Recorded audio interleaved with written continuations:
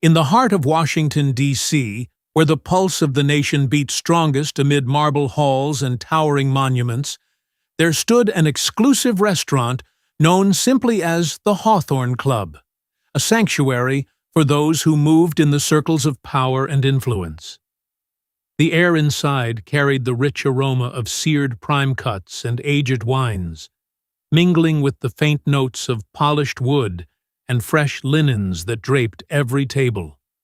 Soft golden lighting from crystal fixtures above cast gentle shadows across the room, creating an atmosphere of refined intimacy where conversations rarely rose above a murmur, and every detail spoke of quiet luxury.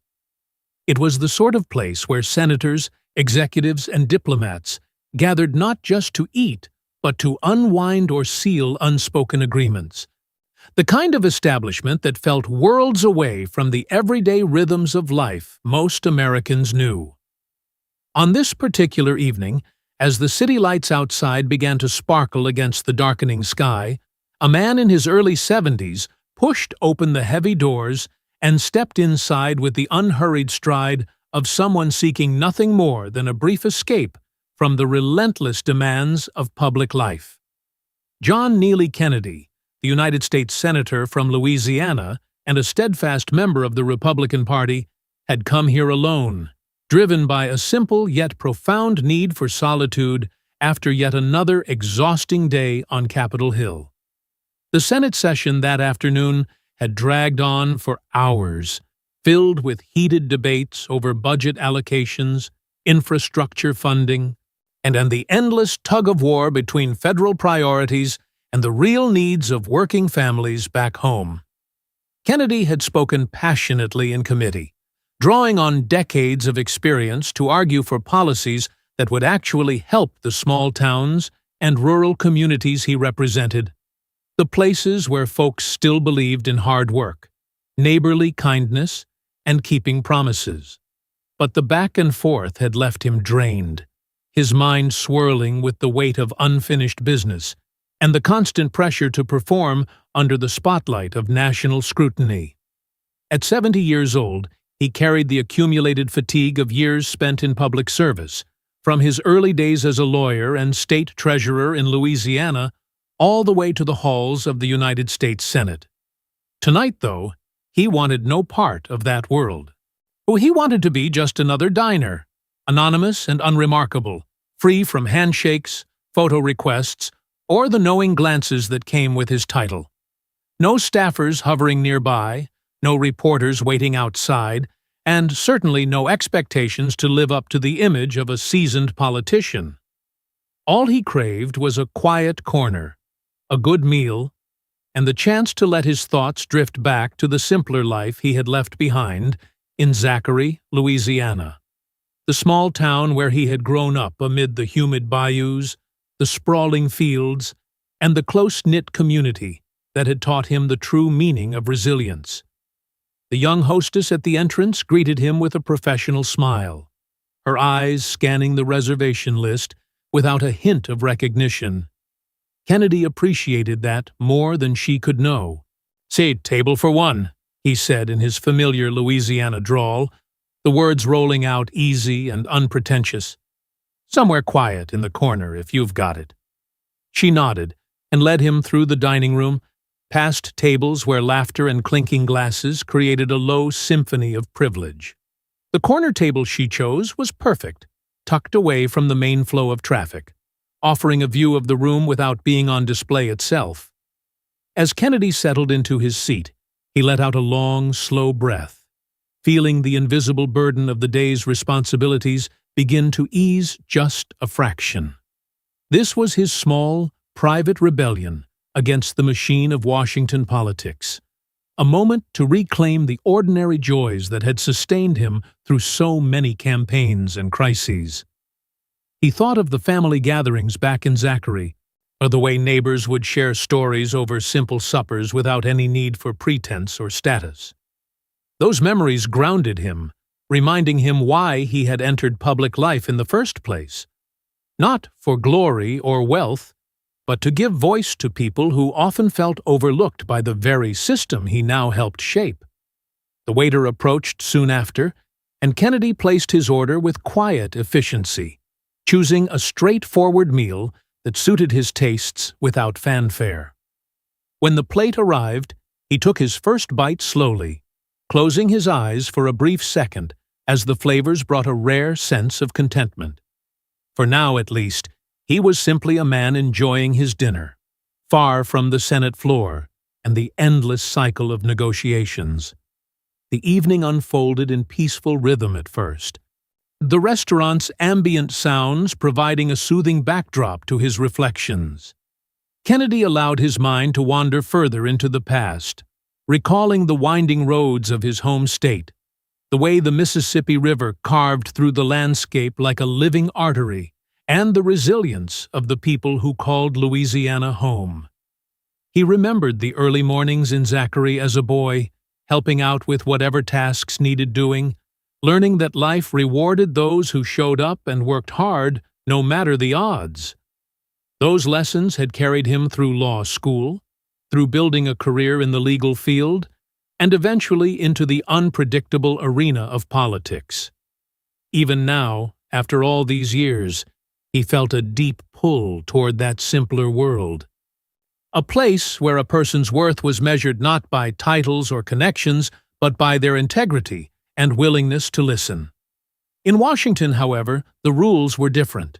Here, perception often trumped reality, and a single misstep could define a career. That was why he cherished evenings like this, one where he could fade into the background and simply be. But the calm was not destined to last.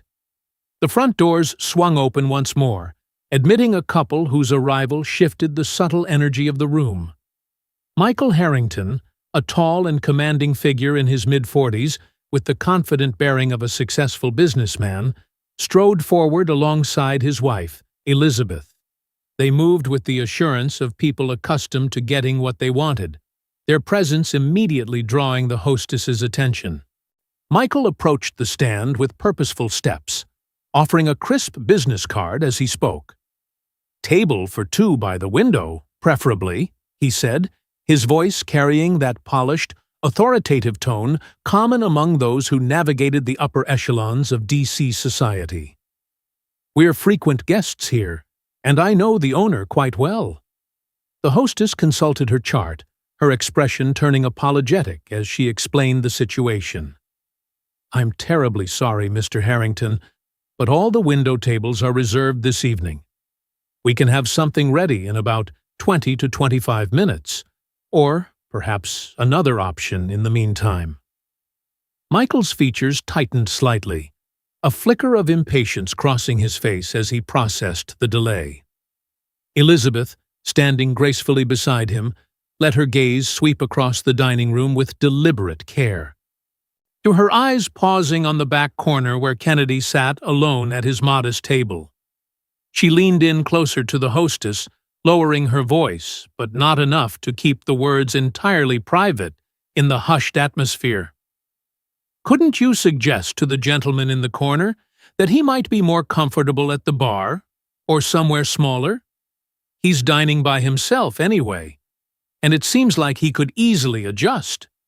It would free up a much better spot for us right away." The request hung in the air like an unspoken judgment, laced with the casual assumption that the lone diner in the shadows held less claim to the space than they did. The hostess shifted uncomfortably, her professional composure cracking under the pressure.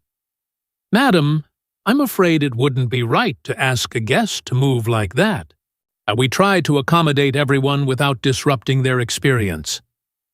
Michael stepped in then, his tone firm yet measured, the kind that suggested this was a matter easily resolved with the right influence. "Come on now. We've supported this place for years. Just have a quiet word with him.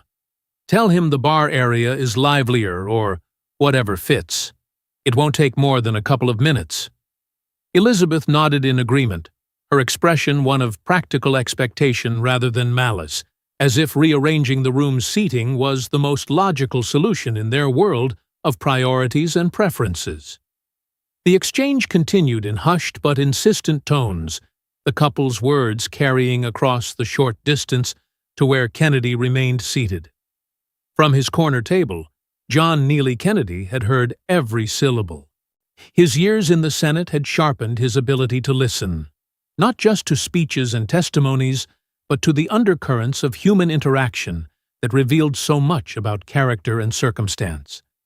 He sat motionless for a moment, fork paused above his plate, absorbing the implication behind their request. There was no anger in his expression, only a quiet, wistful smile that touched the corners of his mouth, the kind born from long experience with being underestimated.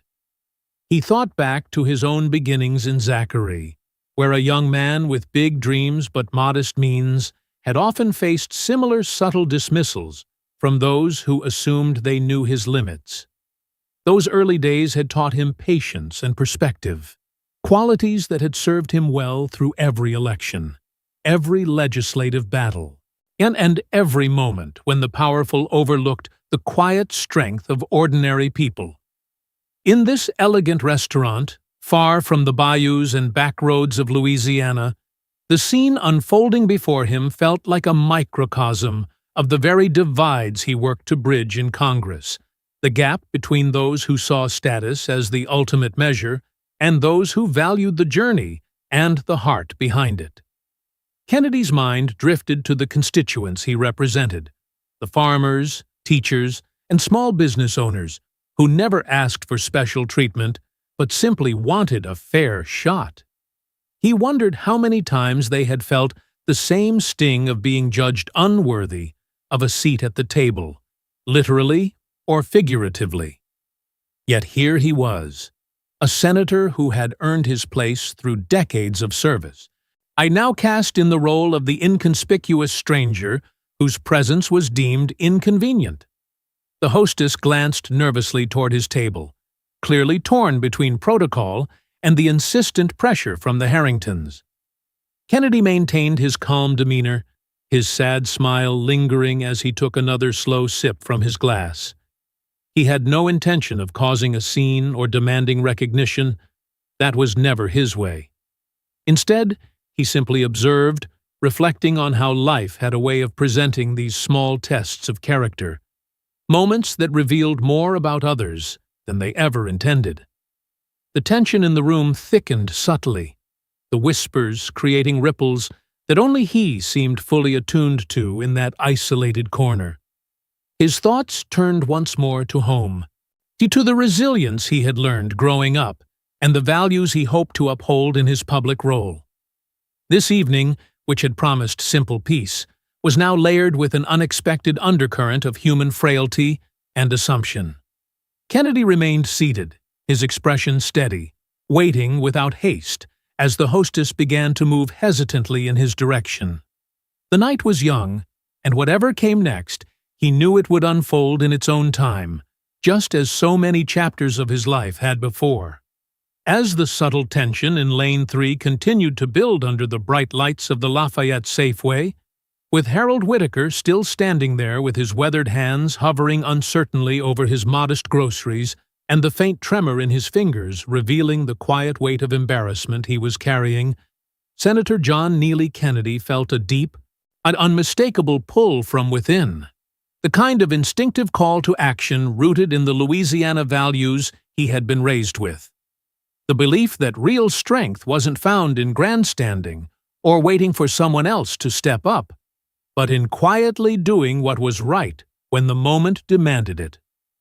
And without a second of hesitation, he stepped forward from his place in line, his casual jeans and button-down shirt still making him look like any other local rather than a United States senator. And in that calm, straightforward voice that had become his trademark both in the Senate chamber and back home in the parishes, he spoke clearly enough for Ashley the cashier and Harold to hear.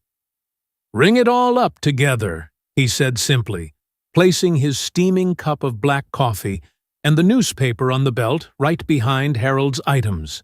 "To his groceries and mine." One transaction. Ashley looked up with a flicker of surprise in her eyes, her hands pausing over the register as she processed the unexpected request, while Harold turned slowly, his face shifting from embarrassment to confusion as he met Kennedy's steady gaze. "Sir, I can't let you do that," Harold began, his voice cracking slightly with the pride of a man who had served his country and wasn't accustomed to accepting help, especially not from a stranger in the middle of a busy morning store. "I appreciate it, but I don't want charity. I'll just put the lunch meat back like I said." Kennedy offered a small, genuine smile, the kind that reached his eyes and carried the easy warmth of someone who had spent a lifetime talking with folks across Louisiana's bayous and small towns.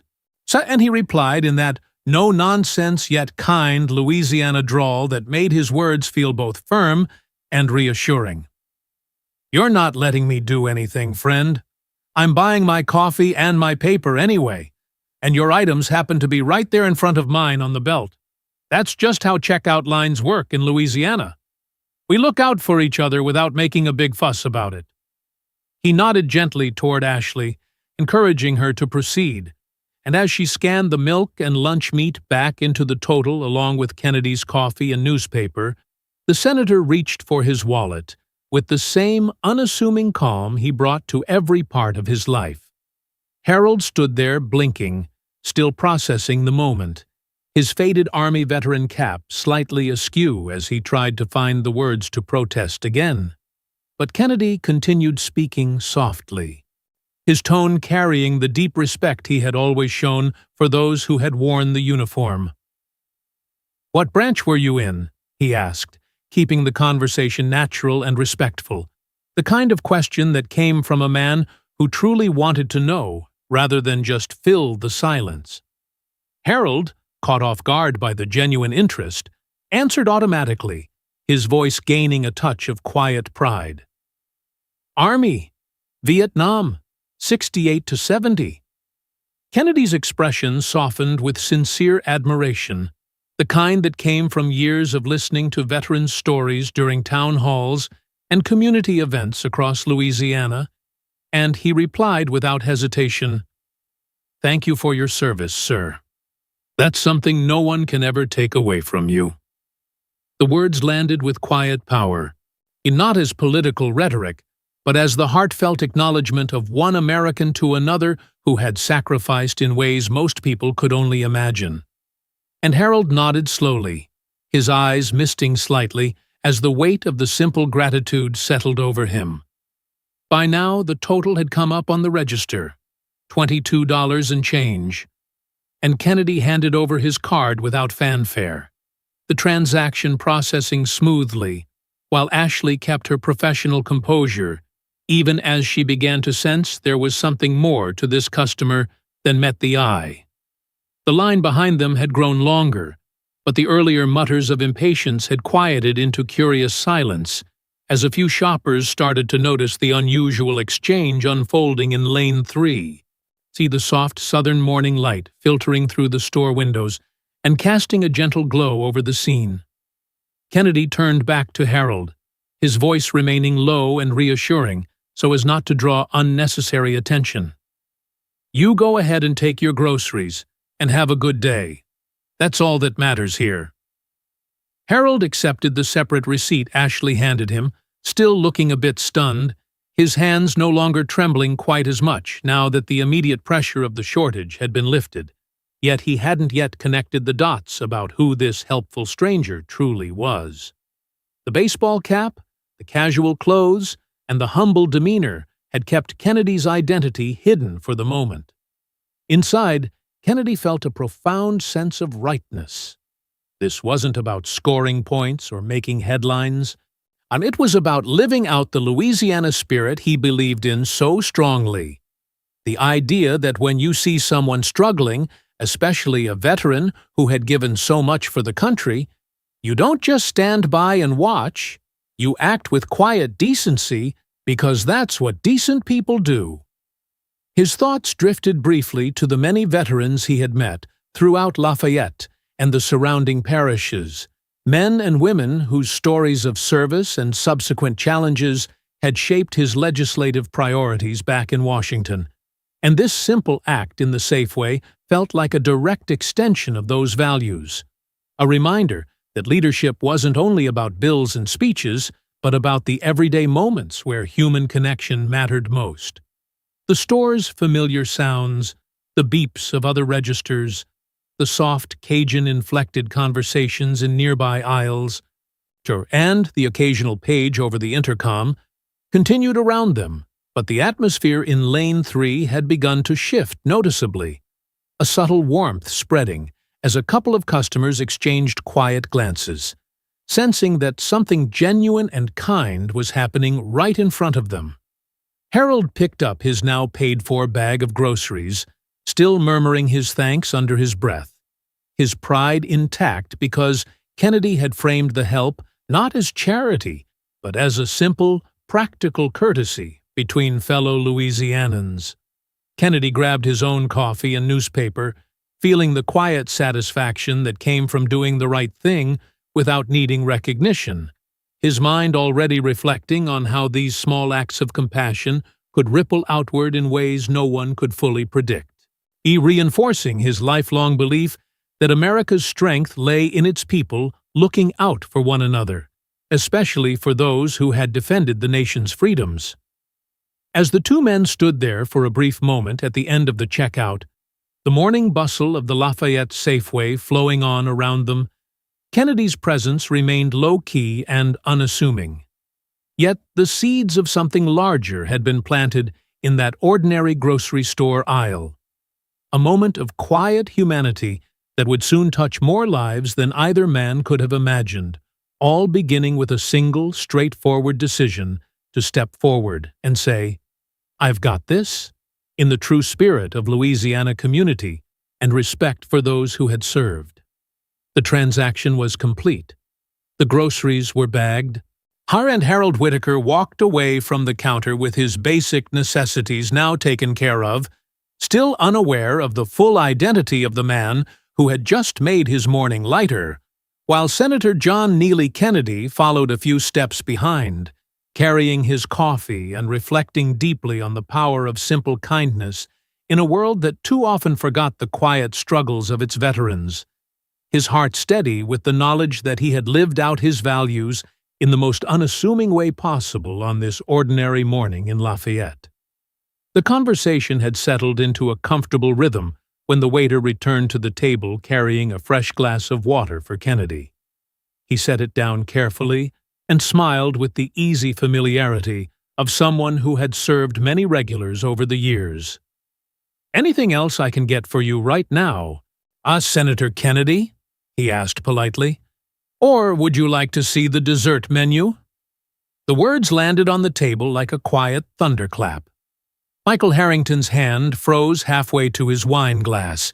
Elizabeth's fork paused in midair, a delicate piece of asparagus balanced on its tines. For a long second, neither of them moved or spoke.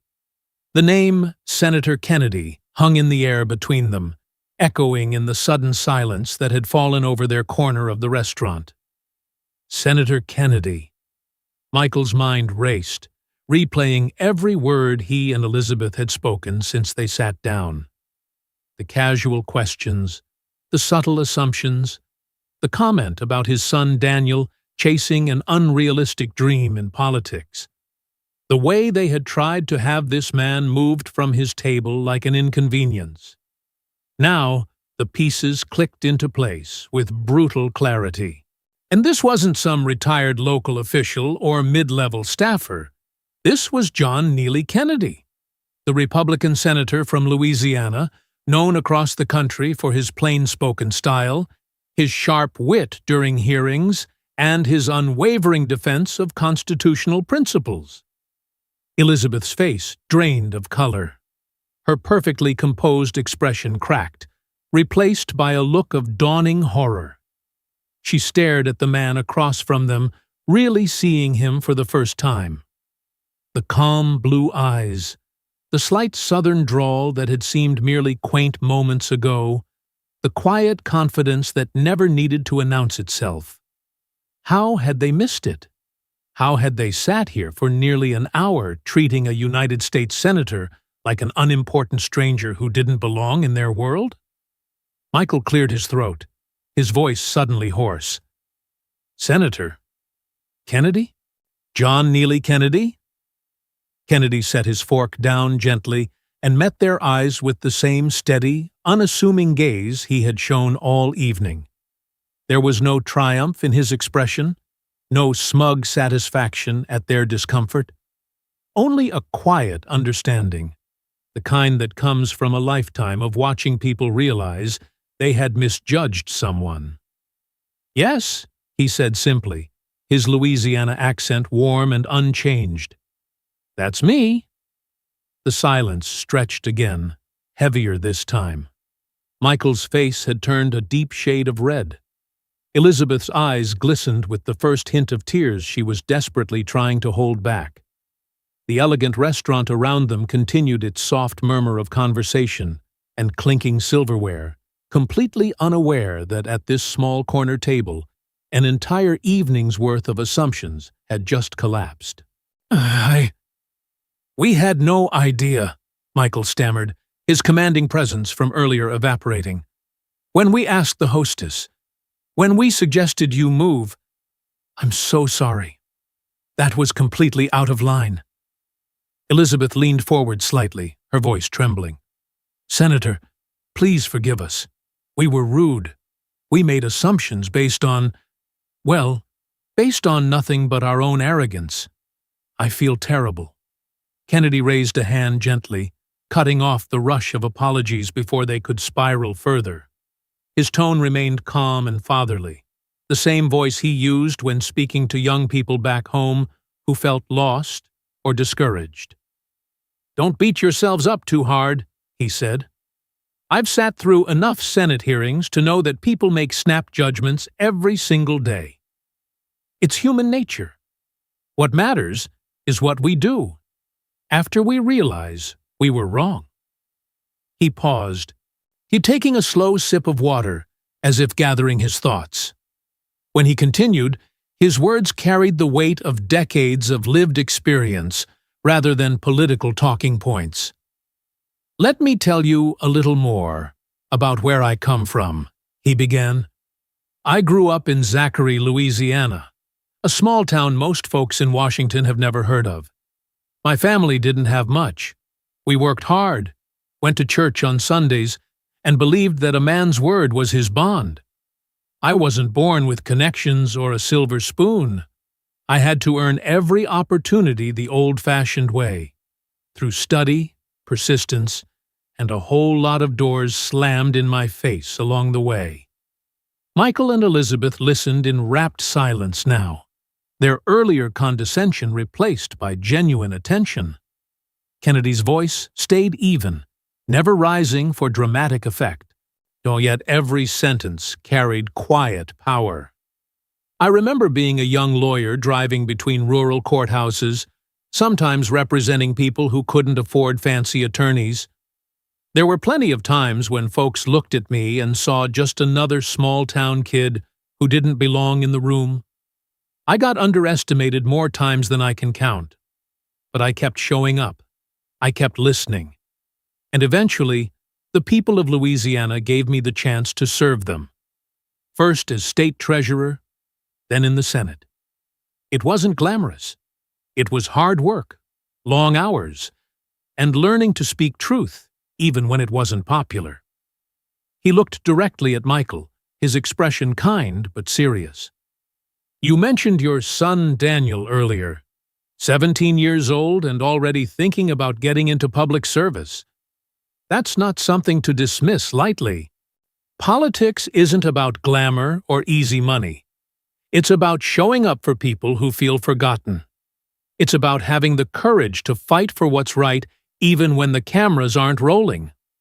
If Daniel has that fire in him, don't put it out. Guide him, sure. Teach him the realities of the game. But don't tell him it's impossible or unworthy.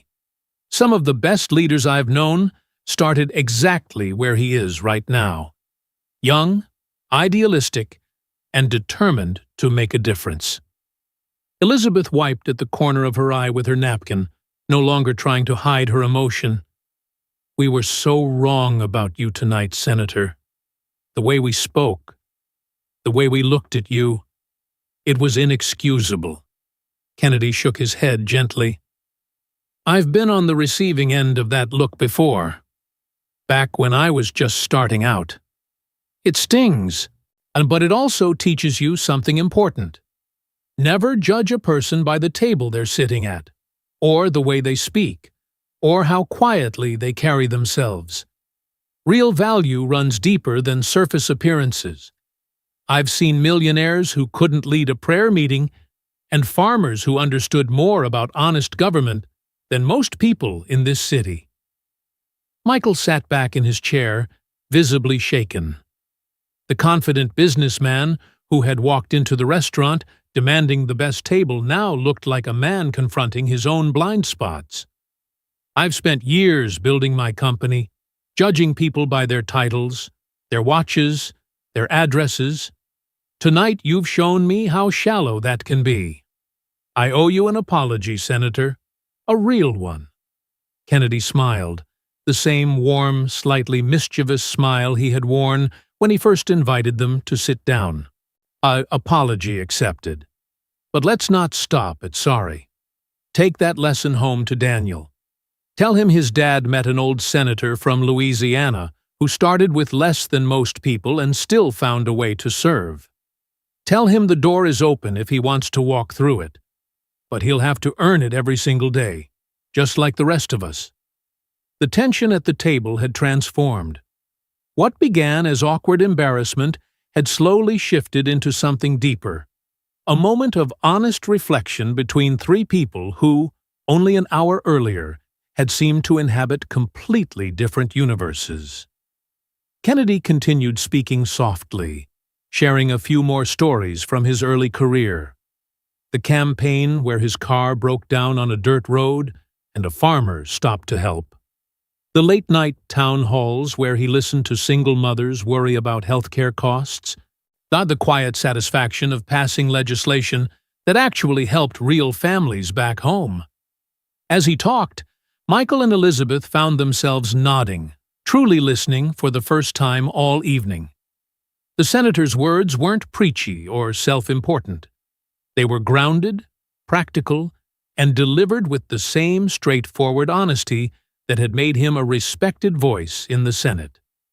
For the first time, they saw beyond the corner table and the unassuming demeanor. They saw the journey of a man who had risen through grit, integrity, and an unshakable belief in the American promise. The same promise he hoped the next generation, including their son Daniel, would continue to fight for. The evening had taken a turn none of them had expected when they first sat down together, and though the main course was nearly finished, the most important part of the night, the part that would echo far beyond these restaurant walls, was only just beginning to take root. As the evening drew to a close, the waiter approached the table with the check. Senator John Neely Kennedy reached for it without hesitation, sliding his card across the leather folder before Michael could react. "Senator, please, let us take care of this," Michael said quickly, his voice still carrying the weight of embarrassment from earlier. "After everything tonight, it's the least we can do." Kennedy shook his head with a gentle but firm smile. "I've got it. This wasn't a lesson with a price tag, Michael. We shared a meal and a conversation. That's enough. Consider it my treat." Elizabeth looked down at her hands, her earlier poise replaced by quiet humility. "Thank you, Senator. Not just for dinner, but for how you handled us. Most people in your position would have made us feel even smaller." Kennedy leaned back slightly, his expression thoughtful rather than triumphant. "I've made plenty of my own mistakes over the years, some bigger than others. What I've learned is that grace costs nothing and usually pays the biggest dividends. Besides, I enjoyed the company more than I expected when the night began." The three of them stood up together as the restaurant began to quiet down. Michael shook Kennedy's hand with genuine respect, no longer the commanding businessman who had demanded the best table. Elizabeth offered a warm, sincere thank you, her eyes still carrying traces of emotion. As they parted ways outside the restaurant, the cool Washington night air felt different, heavier with reflection, and lighter with possibility. 3 weeks later, a thick envelope arrived at Senator Kennedy's office in the Russell Senate Office Building. The return address was from Michael Harrington in Virginia. Kennedy opened it during a quiet moment between meetings, pulling out a handwritten letter and a small photograph. The letter was long, written in neat, careful script. Dear Senator Kennedy, I've started this letter 3 different times and finally decided to just speak from the heart. That night at the Hawthorne Club changed something in me and in our family. When I got home, I sat down with my son Daniel and told him everything that happened. I didn't sugarcoat it. I admitted how we judged you by appearances, how we tried to have you moved, and how wrong we were. For the first time in a long while, I saw real respect in my son's eyes when he looked at me. Not because I'm successful in business, but because I was honest about my mistake. Daniel is 17 and full of dreams about public service. He wants to study political science and maybe run for local office one day. Before that night, I kept steering him toward business school, telling him politics was too dirty, too thankless, and not worth the sacrifice. After hearing your story, how you rose from a small town in Louisiana through hard work and integrity, I realized I was robbing him of the chance to find his own path. We've started listening to each other differently. Every evening now, Daniel and I sit down and talk about current events, about what leadership really means, and about the kind of country we want to help build. And it's loud sometimes, and we don't always agree, but it's real. The gap between us has narrowed in ways I didn't think possible. Senator, you didn't just teach me a lesson about humility that night. You reminded me that the most important things in life, character, service, and family, can't be measured by bank accounts, addresses, or the tables we sit at in fancy restaurants. I've spent years chasing success in the wrong ways. You showed me there's a better way. Enclosed is a photo of Daniel. He asked me to include it. He's holding the book he's reading about American history and says he wants to write you a letter himself soon. If you ever have time, he would be honored to meet you one day. Not as a fan, but as a young man trying to learn from someone who has walked the road with honesty. Thank you again. Your grace that evening meant more than you'll ever know. Sincerely, Michael Harrington Kennedy unfolded the photograph. It showed a smiling 17-year-old boy with bright eyes and an open, hopeful expression. In the background was a desk covered with books on government and history. The image brought a quiet smile to the senator's face. Later that evening, back at his residence, Kennedy shared the letter with his wife. She read it slowly, then looked up at him with the familiar mix of pride and gentle amusement she had carried through their long marriage. "You know, John," she said softly, "you have a way of turning even the worst first impressions into something good. Most people would have let that couple walk away embarrassed and never think twice. You turned it into a moment that might shape a young man's future." Kennedy folded the letter carefully and set it on his desk. "I didn't do anything special. I just remembered where I came from. A kid from Zachary who got underestimated more times than I can count. If someone had given up on me back then, I wouldn't be here today. The least I can do is pass that same chance along." He paused, looking out the window toward the lights of the capital city. "That's the real lesson here, one you won't find written neatly in any textbook or campaign manual. Never judge a person by the surface. Not by how they look, not by where they sit, not by the first impression they give. Real worth runs much deeper. It's found in the journey they've traveled, the obstacles they've overcome, and the quiet strength they show when no one is watching. Kennedy turned back to his wife, his voice carrying the steady conviction that had defined his career. In this city, in this country, we're too quick to sort people into categories: important or unimportant, powerful or ordinary, worthy or unworthy. But every single one of us started somewhere. Every leader was once a kid with a dream someone could have easily dismissed. Every good citizen carries a story of struggle and perseverance that deserves respect. He tapped the letter gently. Michael and Elizabeth learned that lesson the hard way. But they learned it.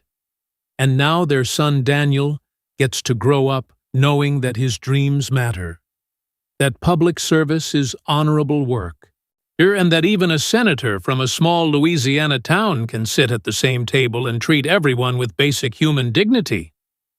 The senator smiled, a touch of his trademark wit returning. Besides, if a plain-spoken old boy from Zachary can still surprise folks in Washington after all these years, there's still hope for this republic yet.